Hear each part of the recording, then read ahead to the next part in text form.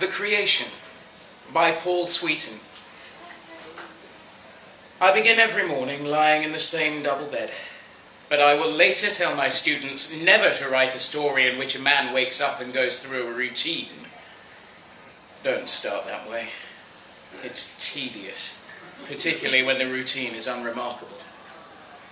But then I'll tell them to make their writing faithful to perception, faithful to their own lives, and sometimes I'll mention the name of the writer who first said that.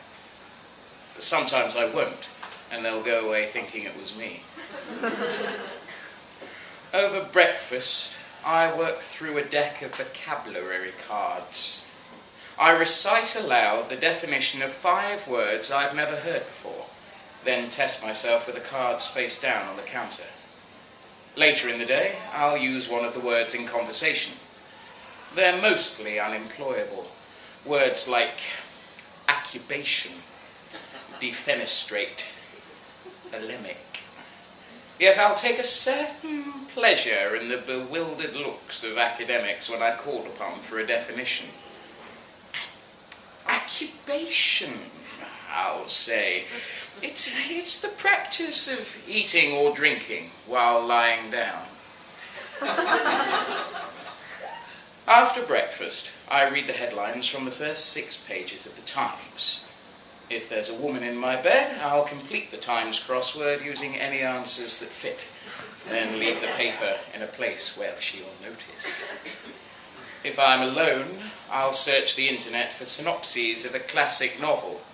Today, Frankenstein, before walking to my bookcase to find a copy, where I'll read a paragraph to get an idea of its style. Later at work, I may claim to a colleague that I've been commissioned to write a new introduction. This type of lie has previously led to a conversation with a publisher, and to my actually writing a new introduction to The Immoralist in Noble and West's Modern Classic edition, released in 2008. I have never read The Immoralist. I teach writing and performance studies in the Evergreen Building on Westmoreland Street in Cambridge. The faculty is part of Hay College and has nothing whatsoever to do with the University of Cambridge. Still, the school has a reasonably good reputation among writing academies, and there is a fair chance I would lose my job if anybody found out that I have never read a book from cover to cover in my entire life. Dr. Robert Trott teaches dramaturgy. He's older than me, 37, but my salary is £6,000 a year higher than his because I hold a senior professorship. Reese teaches from page to screen. He's my age exactly, 35. An ex-Eton boy with a degree from King's and someone who earns £9,000 a year less than I do. The 3 of us are drinking outside Hayes Union Bar, watching undergraduates at lunch.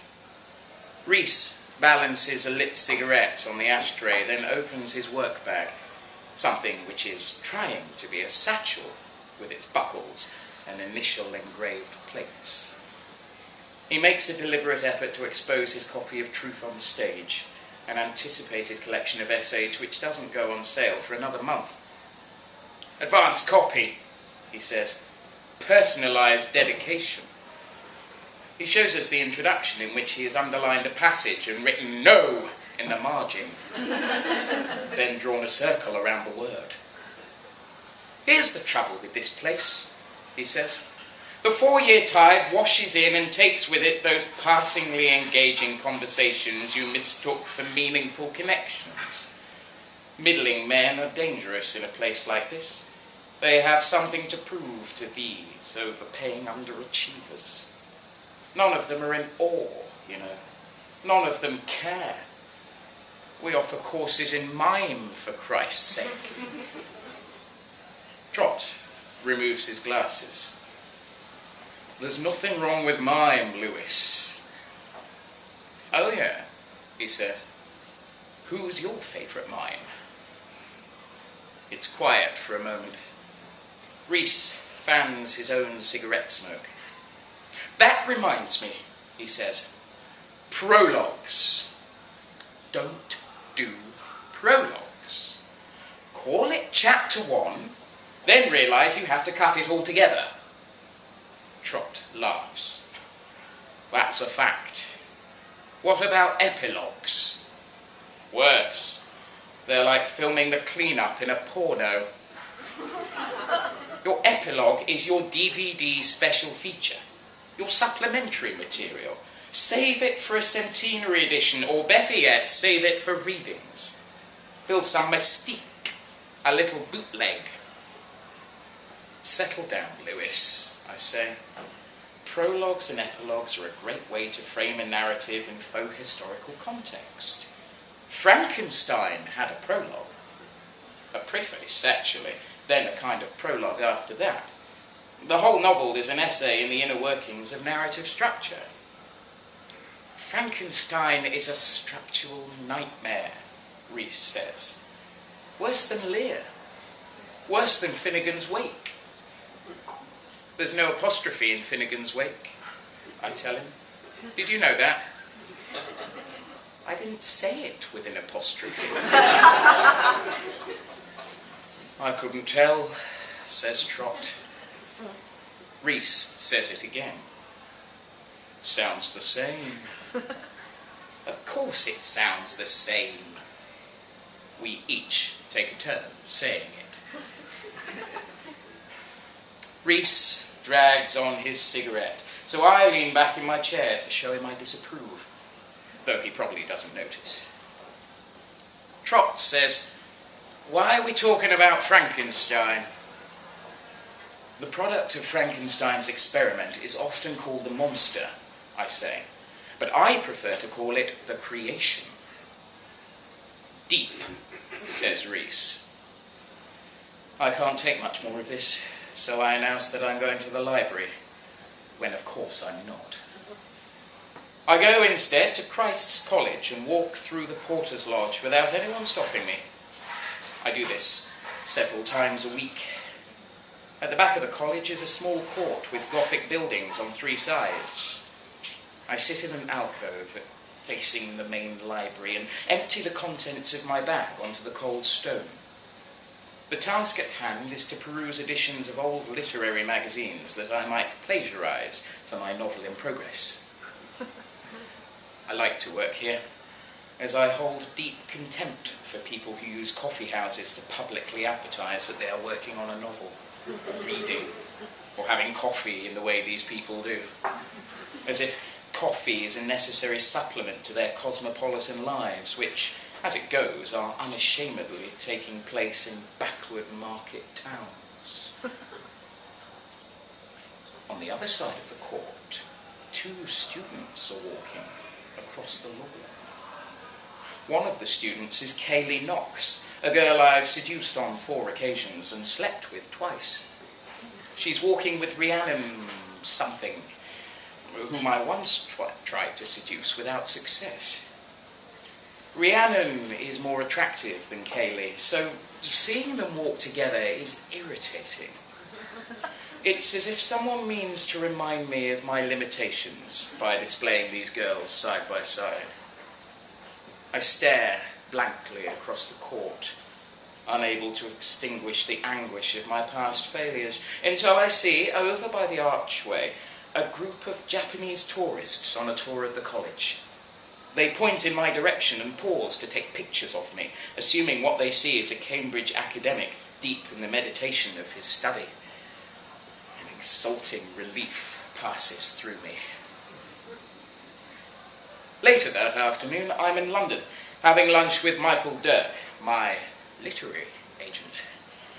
Dirk prefers to talk business in restaurants, though his reluctance to pay, or even to split the bill, is beginning to annoy me. He's chosen La Ferme in the new retail complex in Putney. It's one of those high-priced lunchrooms with fake rustic furniture and undersized portions. It wants me to believe it's genuinely continental, but I know the chef is from Peterborough. Dirk orders a bottle of wine before we talk about my novel. The typescript has been at his agency for 6 months, so I'm beginning to lose patience with his inability to get it published. It's come back from Pandora, he says. They're not looking to buy literary right now. Is that what they said? I'm sorry. They wanted you to know. They really liked it. I thought we were at an advanced stage with Pandora. I've been telling people it's at an advanced stage. A skinny waitress comes with the wine. She pours a shot for Dirk, who drinks it before saying, "Very nice." The response is, "That's fine," I tell him. She's not asking you if you like the wine. I turn to face the waitress serving at the table next to us. She's significantly more attractive than the girl we've been given. When I turn to Dirk, he's holding his glass like a coffee mug. "Jesus, Dirk," I say, "use the stem. It keeps your fingerprints off the glass and keeps the wine chilled." "You don't chill red wine," he says, smiling to the waitress. "You drink it room temperature." "Cellar temperature," I correct him. The waitress goes away. "Here's where we are," Dirk says. "The novel. I don't know where else I can turn with it." "What about Cauldron, Whistler, Rupert League? Try the American presses." "You don't want Europeans to read the novel." "I want readings," I say. "I want debates, interviews, awards. I want pink champagne every night for the rest of my life. But I want it in London. London or New York. So we need another edit. Do we?" "Look," he says. "It's time you moved out of the counties. Where is it you're staying? Cambridge. That place rots the mind. There's no excuse for another Tweed novel about quads, bicycles with people walking around quoting Latin. Don't start thinking there is. If you want London, then at least move here. Everybody moves here eventually. You think that commuting makes yourself some kind of railway gent?" I'm barely listening to this. Dirk looks at the menu while I defend myself, but I imagine he's not listening, only trying to avoid looking at me. Across the room, our skinny waitress is presenting a cork to an old man who smells it before nodding his head. His guests laugh and make fun of his sophistication. They seem unaware that he has just exposed himself as someone who knows absolutely nothing about wine. Even the waitress looks impressed. I wipe my forehead with a napkin. "I'm pent up," I say. "It's my research. It's this life of the mind." "Your research?" I've no idea what I'm talking about or what I mean to convey with the slow nod I give in response to this question. Dirk tries to look sympathetic. "What are you researching?" he says. I feel like telling him the truth. Nothing. But instead I say, not very convincingly, "Hamlet." "Hamlet?" he says. "No wonder you look like shit." I'm looking at the grave digging scene. You know, Act 5, Scene 1. "Alas, poor Yorick, I knew him well." Dirk looks confused. "Just that scene? That's your research?" I'm too tired to freestyle about Hamlet, so I nod again, but get the feeling he knows I'm lying. He says, without looking up from his meal, last periodic, I knew him Horatio. I stopped listening. Dirk is saying something like, Metropolitan books are over. Bloomsbury hardly exists. You have to write the commuter novel, something structured like a train line. I watch his lips move. I hear his voice.